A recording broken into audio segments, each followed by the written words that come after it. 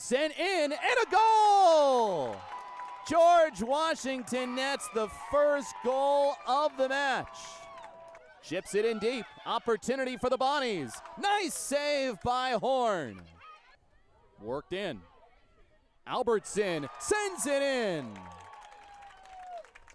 So for George Washington, make it their 8th win of the season. And for the Colonials, they have now won 8 of their last 9 and each of their last 4 home matches. A Kelly Amador goal with just 33 seconds remaining in the first half has the Colonials on top of St. Bonaventure by a 1-0 score. I'm Geoff Arnold, joined alongside by Dante Verme. And based on how the first half was played by St. Bonaventure defensively, it was very hard for GW to get anything going in the attacking third of the field, but towards the very end of that first half, they managed to get something done. Yeah, and we talked about how St. Bonaventure's had such issues on set pieces today, a little bit discombobulated, a little confused, and GW knew exactly what they were doing to theirs on their goal. Just a quick ball played right into the front of the box. No one home for St. Bonaventure, and it was Kelly Amador who was able to bury it home.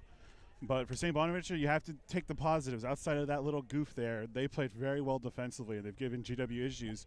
Well, I mean, you're going to give anybody issues, you play 5 back. Yeah, and they had at one point everybody back, which is highly unorthodox, but they only allowed 1 goal. The question is, can St. Bonaventure score some goals? Entering this match, they had scored only 2 goals in 105 shot attempts, while their opponents 26 and 228 attempts. So perhaps the reason they had so many back in the defensive third in the opening half. Interesting look for Coach Sarah Barnes. Her attackers remain the same as we left in at the end of the first half, so still on the bench are Cooper, Pavon, and it looks like Mia Beretta as well.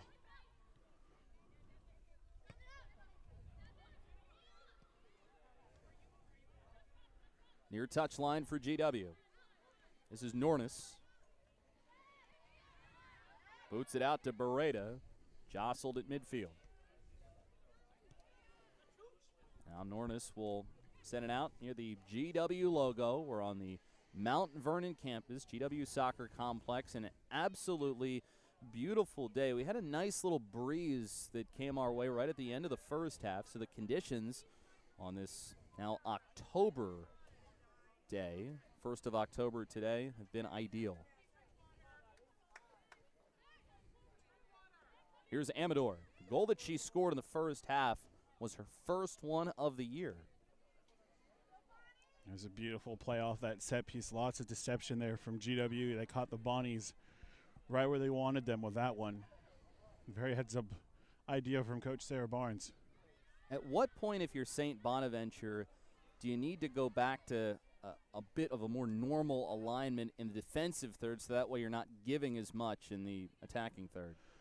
If you got to, I'd say if it stays 1-0, maybe the final 15 minutes or so, that's when you really have to start pushing forward. But we've seen GW has been able to expose them on the counterattack when St. Bonaventure is able to push forward. Alexis Williams to the side of the box, centering pass, knocked down in front. Amador sends it in. That's blocked off by a defender.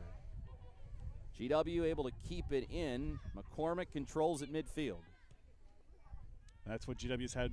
They've been trying to set up earlier, work their way in, and then work their way out and cross into the middle and try and find an open body.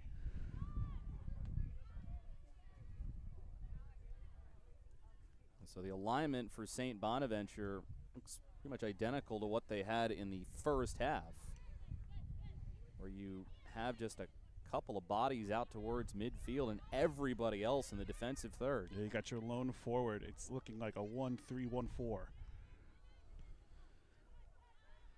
GW attempting to keep it in. That striker's been very lonely. She's got Megan McCormick in her hip pocket. I don't think McCormick's going to go anywhere.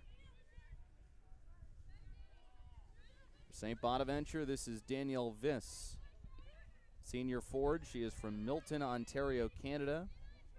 The A10 Rookie of the Year as a freshman. This, McCormick knocks it down. Beretta near side for Nornis, and now McCormick. 1-0 GW, just underway in the second half of play.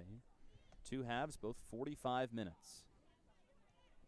GW, a win today would give them their 8th of the year, their 3rd in A10 play, and it would be their 4th straight win at home. And Dante, for GW, Mount Vernon has quietly become one of the best home field advantages in the Atlantic 10. Oh, absolutely. It's been that way for the last few years. You look at the schedule, you know, the lone goose egg here was a 2-0 loss against a very stout LSU squad that came in here and gave GW really played very well. It's just 1 or 2 moments that LSU was able to capitalize in the final third.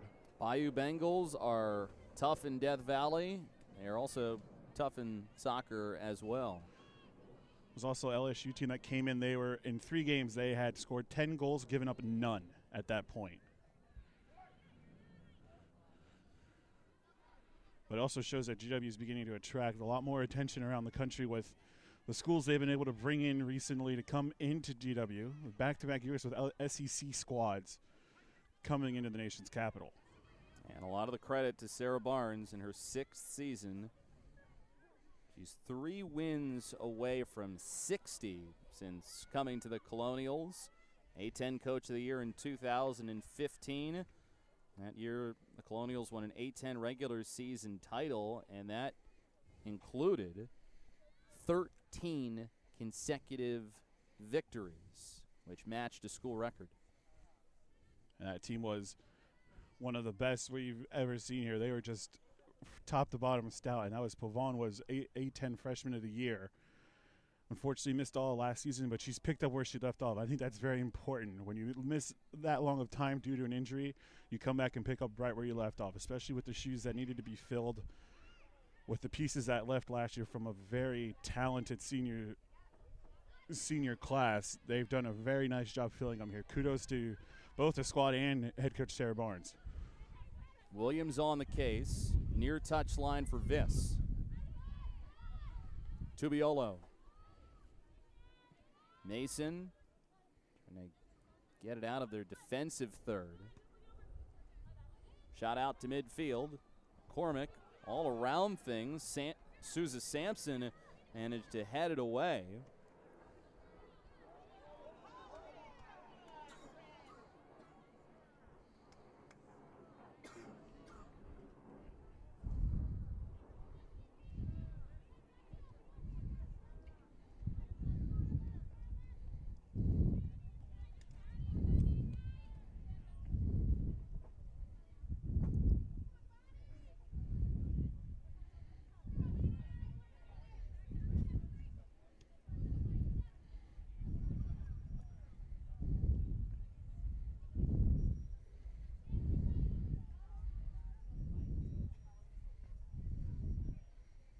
McCormick on the handle.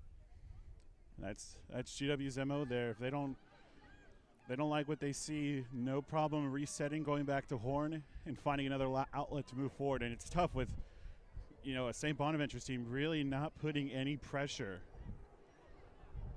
And GW needs to try and find holes, and it's been slim pickings so far.